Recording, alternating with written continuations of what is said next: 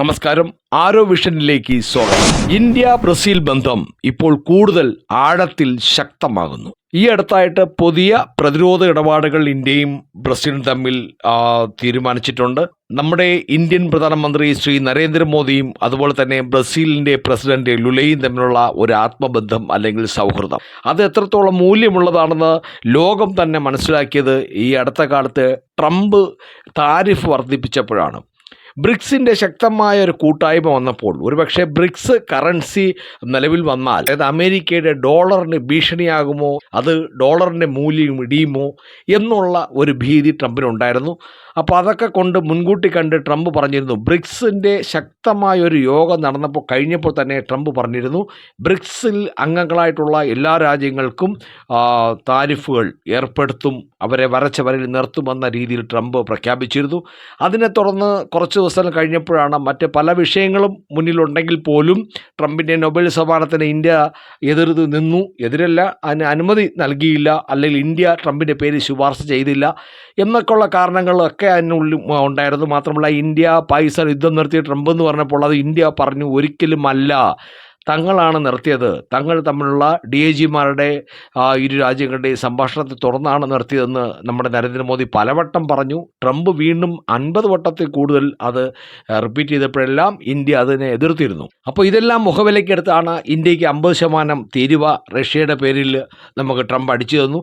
അതുപോലെ ബ്രിക്സിലുണ്ടായിരുന്ന നമ്മുടെ ചൈനയ്ക്കും ബ്രസീലിനും തീരുവ ഏർപ്പെടുത്തി. ആ തീരുവ ഏർപ്പെടുത്തിയിട്ട് നമ്മുടെ ആരും തന്നെ ട്രംപിനെ വിളിക്കാൻ പോയില്ല.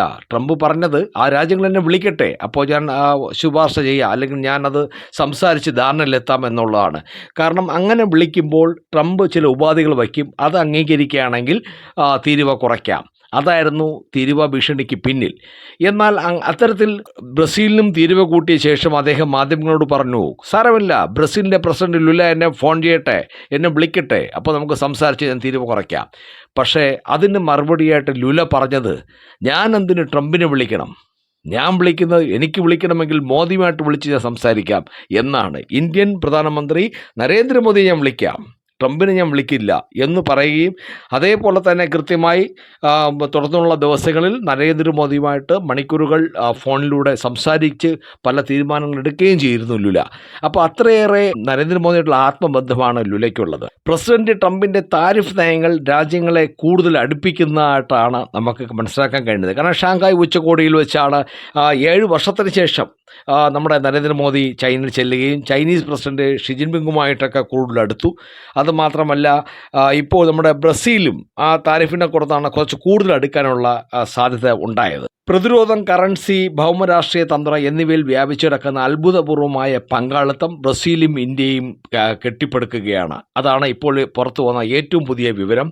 രൂപയിലും റിയലിലും വ്യാപാരം നടത്തുന്നതിന് ഇരു രാജ്യങ്ങളും പരസ്പരബന്ധിതമായ ഒരു പേയ്മെൻറ്റ് പ്ലാറ്റ്ഫോമുകൾ വികസിപ്പിക്കുമ്പോൾ, ശരിക്കും പറഞ്ഞാൽ നമ്മുടെ ഡോളർ ഒഴിവാക്കിക്കൊണ്ടാണ് ഇന്ത്യൻ രൂപയിലും ബ്രസീലിൻ്റെ റിയലിലും വ്യാപാരം നടത്തുന്നതിന് ഇരു രാജ്യങ്ങളും സമ്മതിച്ചിരിക്കുന്നു. മാത്രമല്ല ഇന്ത്യയുടെ ആകാശ് വ്യോമ പ്രതിരോധ സംവിധാനങ്ങൾ വാങ്ങുന്നത് ബ്രസീൽ പര്യവേഷണം ചെയ്യുന്നുവെന്ന് ബ്രസീൽ പ്രസിഡന്റ് ലുലയുടെ മുഖ്യ ഉപദേഷ്ടാവായ സെൽസോ അമോറിം ഇന്ത്യ ടുഡേ ഗ്ലോബലിന് നൽകിയ ഒരു പ്രത്യേക അഭിമുഖത്തിൽ പറഞ്ഞു.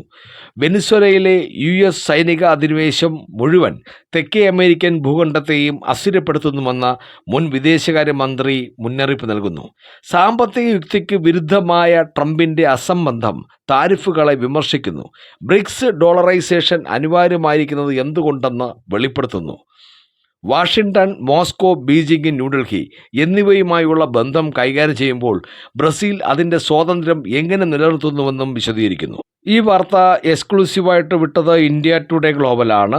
അതായത് ഞങ്ങൾ സെൽസോ അമോറിയുമായി സംഭാഷണത്തിലാണെന്നും Brazil president Luiz Inacio Lula ഡിസൽവയുടെ നിലവിലെ മുഖ്യ ഉപദേഷ്ടാവാണ് അദ്ദേഹം. ബ്രസീലിൻ്റെ വിദേശകാര്യമന്ത്രിയായും പ്രതിരോധ മന്ത്രിയായും അദ്ദേഹം 2 തവണ സേവനമനുഷ്ഠിച്ചിട്ടുണ്ട്.